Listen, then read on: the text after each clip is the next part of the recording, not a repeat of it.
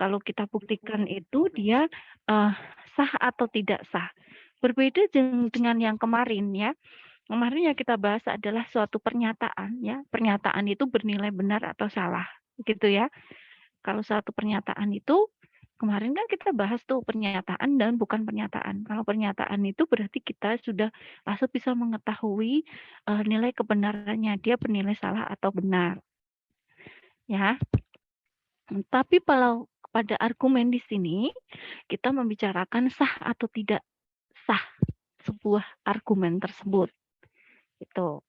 Nah, bagaimana membuktikan keabsahan argumen? Untuk membuktikan keabsahan sah dan tidak sah argumen dapat digunakan. Yang pertama adalah dengan menggunakan tabel kebenaran. Kemarin sudah kan ya sama Bu Ani mengenai tabel kebenaran ya. Kita ini operasi logika matematika. Ada apa saja operasi logika matematika? Konjungsi, disjungsi, implikasi, sama implikasi, Bu. Iya. Pertama adalah ingkaran atau negasi. Konjungsi, disjungsi, implikasi, dan biimplikasi. Nah, di dalam tabel kebenaran ini kita bisa membuktikan keabsahan suatu argumen tadi. Sah atau tidak sah. Jadi nanti ada 7 aturan keabsahan argumen ya.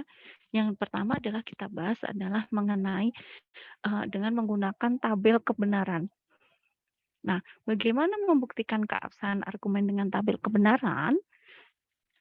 Langkah pertama, kita gabungkan premis argumen dengan perangkai dan. Jadi kalau ada beberapa premis, ya premis 1, premis 2, dan premis selanjutnya, itu kita hubungkan dengan perangkainya dan atau konjungsi. Ya. Yang kedua adalah gabungkan premis di atas dan kesimpulan argumen dengan perangkai implikasi. Setelah itu kita premis-premis tadi, kita implikasi dengan konklusinya. Konklusi itu apa? Kesimpulan. Nah, apabila implikasi tersebut merupakan tautologi, maka argumen tersebut sah dan sebaliknya. Tautologi apa kemarin? Bernilai benar semua. Bernilai benar semua. Ya, jelas ya.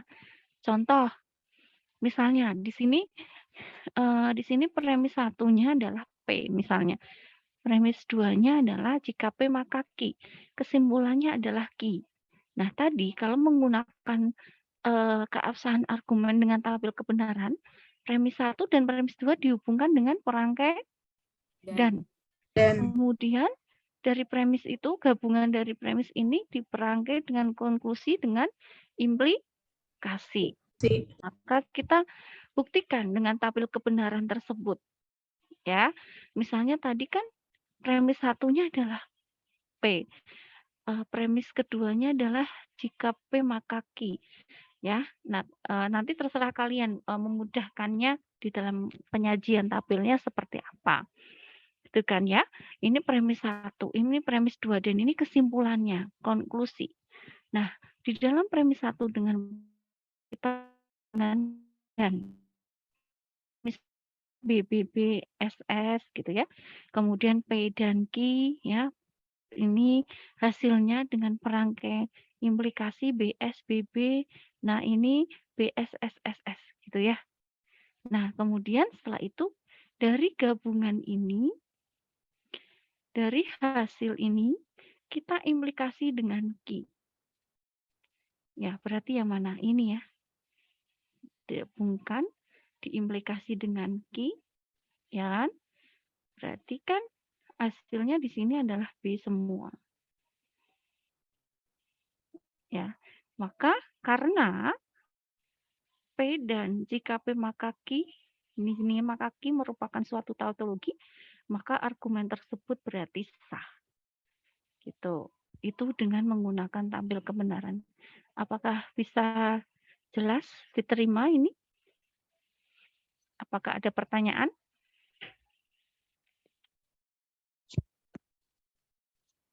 Cukup jelas, Bu. Cukup jelas. Oke, jadi ini adalah yang pertama membuktikan keabsahan argumen itu dengan tabel kebenaran. Nah, coba ini simbolnya P atau Q ya. Nah, coba ini kalian kerjakan, ya. Nanti kalian diskusikan di forum diskusi. Misalnya nomor 1 hasilnya seperti ini, nomor 2 hasilnya seperti ini, nomor 3 seperti ini, dan nomor 4 seperti ini. Oke. Atau mau ada yang mencoba? Nomor 1 misalnya, siapa yang mau mencoba? Bisa share screen ya dari sana kan ya?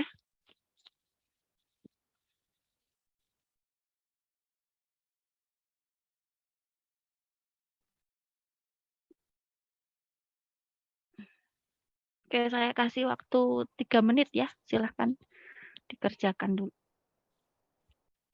Maaf izin bertanya, berarti itu gabungannya itu dan ya Bu? Ya.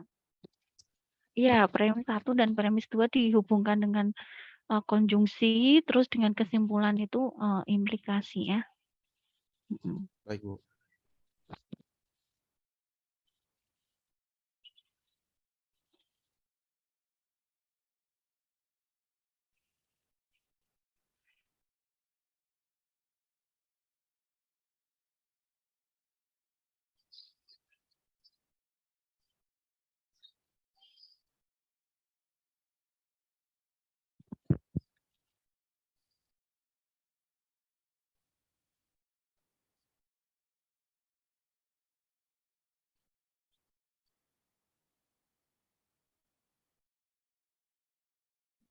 Mungkin ditulis soalnya dulu ya, ditulis soalnya, nanti setelah itu dikerjakan. Kalau misalnya ada yang bisa share screen akan lebih baik seperti itu.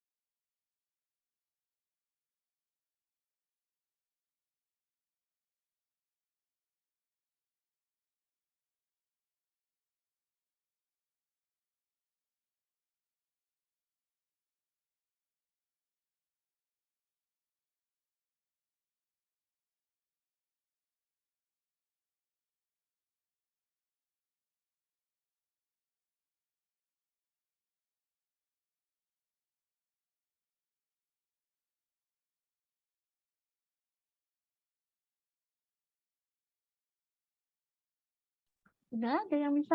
Satu aja. Satu saja. Aku boleh coba, Bu. Silakan.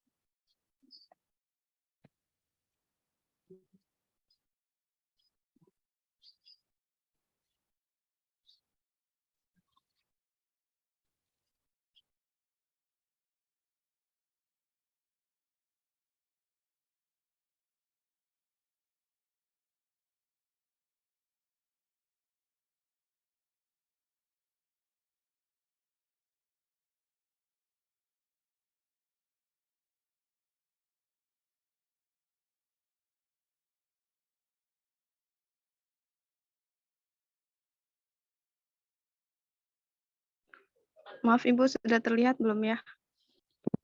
Ya, sudah. Gimana itu hasilnya?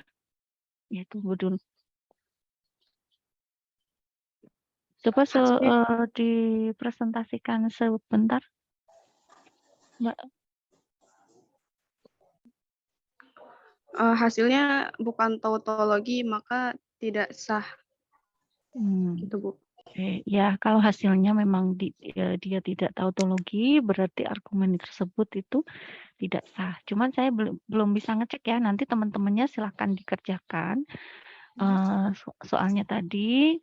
Nah, kemudian apakah dia itu merupakan suatu tautologi atau bukan gitu ya.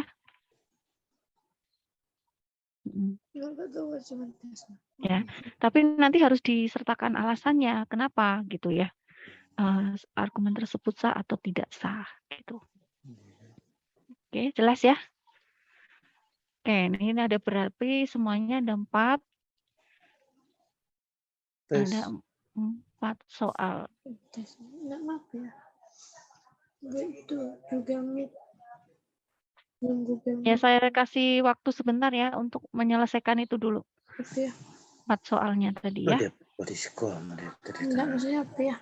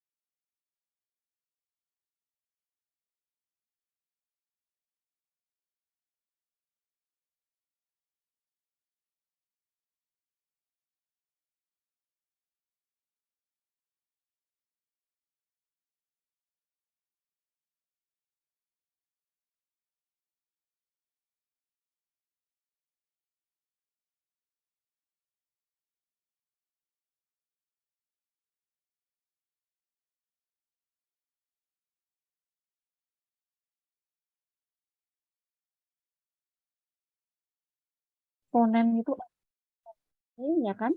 Yang kedua itu adalah modus tollens. Jadi jika P maka Q, negasi Q, kesimpulannya adalah negasi P. Itu yang kedua ya.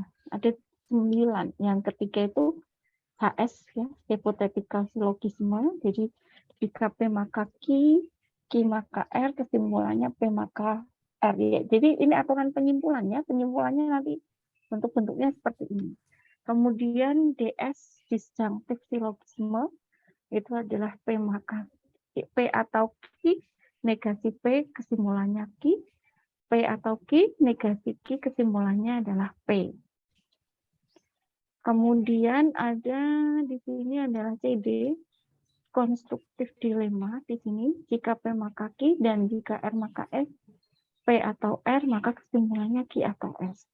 Kemudian destruktif dilema, jika P maka Q dan jika R maka S, negasi Q atau negasi S, kesimpulannya negasi P atau negasi R. Ya, kemudian 7 simplification atau sim itu jika P dan Q, kesimpulannya Q, atau P dan Q, kesimpulannya adalah P. Kemudian addition atau adisi, P, kesimpulannya P atau Q. Kesembilan adalah konjungtif atau konjungsi. Jika ada premis P, Q, maka kesimpulannya P dan Q. Jadi bentuk-bentuk dari 9 bukti formal keabsahan argumen ini kita pakai untuk membuktikan keabsahan argumen dengan aturan penyimpulan. Ya. Jadi bentuk-bentuk dari 9 ini harus kalian ingat ya. Maksudnya kalian ingat atau kalian coba atau kalian sering menulis sehingga pada saat pembuktian nanti itu bisa melancar ya. Jadi digunakan untuk bukti keabsahan argumen dengan aturan penyimpulan. Contoh,